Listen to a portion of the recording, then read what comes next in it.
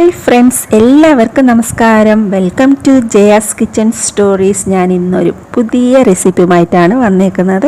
Capsicum കൊണ്ട് ഒരു അടിപൊളി സ്നാക്സ് എങ്ങനെ ഉണ്ടാക്കാം നമുക്ക് നോക്കണ്ടേ.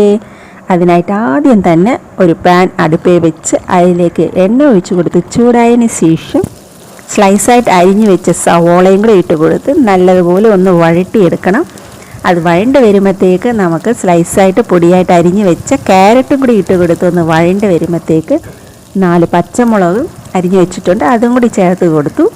എന്നിട്ട് അതും കൂടി ഇളക്കിയതിന് ശേഷം അല്പം ഉപ്പും കൂടി ചേർത്ത് കൊടുത്ത് ഇളക്കാം. എന്നിട്ട് 4 ഉരുളക്കിഴങ്ങ് ഞാൻ കഷ്ണങ്ങളാക്കി വേവിച്ച് വെച്ചിട്ടുണ്ട്, ഉപ്പും കൂടി ഇട്ടതാണ്. അപ്പോൾ അതൊന്ന് പൊടിച്ച് കൊടുത്ത് ഈ സവോള ഗ്രേവിയിലകത്തോട്ട് നമുക്ക് ചേർത്ത് കൊടുക്കണം. അതിനായിട്ട് നല്ലതുപോലെ നമുക്കൊന്ന് പൊടിച്ചെടുക്കാം. എന്നിട്ട് ക്യാരറ്റും സവോളയും ഇതെല്ലാം കൂടെ നല്ലവണ്ണം ഒന്ന് മിക്സായി വരട്ടെ, അതുവരെ ഒന്ന് ഇളക്കിയെടുക്കാം. എന്നിട്ട് ഇത് ലൈറ്റായിട്ട് ചൂട് ആറിയതിന് ശേഷം നമുക്ക് അതിലേക്ക് അല്പം കുരുമുളക് പൊടിയും ഗരം മസാല പൊടിയും 1/2 സ്പൂൺ വീതം ചേർത്ത് കൊടുത്തിട്ടുണ്ട്. അപ്പോൾ അതും കൂടി ഒന്ന് നല്ലതുപോലെ മിക്സ് ചെയ്തെടുക്കാം. എല്ലാം കൂടി ഒന്ന് നല്ലതുപോലെ യോജിച്ച് സെറ്റായി വരട്ടെ. എന്നിട്ട് ചെറിയ ഉരുളകളാക്കി നമുക്ക് ചെറിയ നീളത്തിലേക്ക് ഇതേപോലെ രീതിയിൽ ഒന്ന് ഉരുട്ടിയെടുക്കണം. എന്നിട്ട് ഇതെല്ലാം ഒന്ന് ഉരുട്ടി മൊത്തം ഒന്ന് മാറ്റി വെക്കാം. ഈ സ്നാക്സിനായിട്ട് ഞാൻ എടുത്തേക്കുന്ന ക്യാപ്സിക്കം ഒരു 3 ക്യാപ്സിക്കമാണ് എടുത്തേക്കുന്നത്. അപ്പോൾ ഇതേപോലെ എല്ലാം നീളത്തിൽ വേണം കട്ട് ചെയ്തെടുക്കാൻ. അപ്പോൾ ആ കട്ടിങ് ഉണ്ടല്ലോ, ക്യാപ്സിക്കത്തിൻ്റെ സൈഡിലുള്ള കട്ടിങ്ങിൽ വേണം നമുക്ക് കട്ട് ചെയ്തെടുക്കാൻ. ഇതേപോലെ വേണം കട്ട് ചെയ്തെടുക്കാൻ. ആ സൈഡിൽ ഇങ്ങനെ ആ ഒരു ഷേപ്പ് കിട്ടണം, അതിന് വേണ്ടിയിട്ടാണ് ഇങ്ങനെ നീളത്തിൽ കട്ട് ചെയ്തെടുത്ത് അതിൻ്റെ അകത്തുള്ള അരിയെല്ലാം കൂടെ നമുക്ക് മാറ്റിക്കളയണം.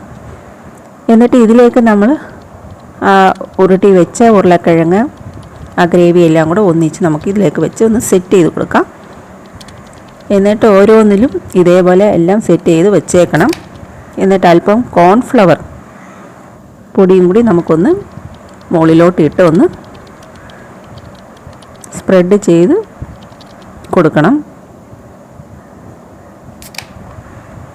അപ്പോൾ ഇതേപോലെ എല്ലാം സെറ്റ് ചെയ്ത് വെക്കണം. നമുക്ക് റെഡിയാക്കി വെച്ചിട്ട് വേണം കോൺഫ്ലവർ പൊടി എടുത്ത് അതിൻ്റെ മുകളിലോട്ട് ഇട്ട് കൊടുത്ത് ഒന്ന് സ്പ്രെഡ് ചെയ്ത് വെച്ചിട്ട്, കാരണം അതിൽ നിന്ന് വിട്ടു പോകാതിരിക്കാൻ വേണ്ടിയിട്ടാണ് കോൺഫ്ലവർ പൊടി പൗഡർ നമ്മൾ ചേർക്കുന്നത്. എന്നിട്ട് കടലപ്പൊടി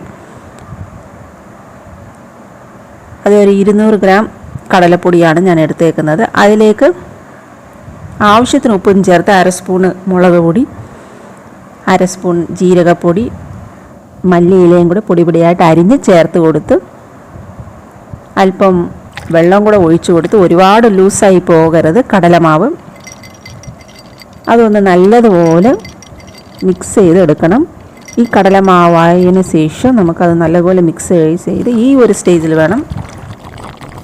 എന്നിട്ട് പിന്നെ ആവശ്യത്തിന് എണ്ണ ഒഴിച്ച് പാനിലേക്ക് ചൂടായതിന് ശേഷം ആ കടലമാവിലോട്ട് നമ്മൾ നേരത്തെ സെറ്റ് ചെയ്ത് വെച്ച ക്യാപ്സിക്കം അതൊന്ന് ഇട്ട് കൊടുത്ത് എണ്ണയിലേക്ക് ഓരോന്നായിട്ട് ഇട്ട് കൊടുക്കാം. നല്ല അടിപൊളി ഐറ്റമാണ് കേട്ടോ, വെറൈറ്റി ടേസ്റ്റാണ്. എല്ലാവരും ഇത് ട്രൈ ചെയ്ത് നോക്കണം. എല്ലാവർക്കും ഇത് ഇഷ്ടപ്പെടും, തീർച്ചയായിട്ടും ഇഷ്ടപ്പെടും. തീർച്ചയായിട്ടും ട്രൈ ചെയ്യണം, മസ്റ്റ് ട്രൈ ചെയ്യണം. നല്ലതുപോലെ മൂത്ത് വന്നിട്ടുണ്ട്. അപ്പോൾ ഇതൊരു മീഡിയം ഫ്ലെയിമിൽ വെച്ച് വേവിക്കണം, കാരണം നമുക്ക് പെട്ടെന്ന് കരിഞ്ഞു പോകാതെ ഒരു സോഫ്റ്റ്നെസ് കിട്ടണം, അതിന് വേണ്ടിയിട്ടാണ്. അപ്പോൾ അടിപൊളി ഐറ്റം ക്യാപ്സിക്കം റെഡി ആയിട്ടുണ്ട്. അപ്പോൾ എല്ലാവർക്കും ഇഷ്ടപ്പെട്ടു എന്ന് വിശ്വസിക്കുന്നു. എല്ലാവരും ഇതേപോലെ ട്രൈ ചെയ്ത് നോക്കണം,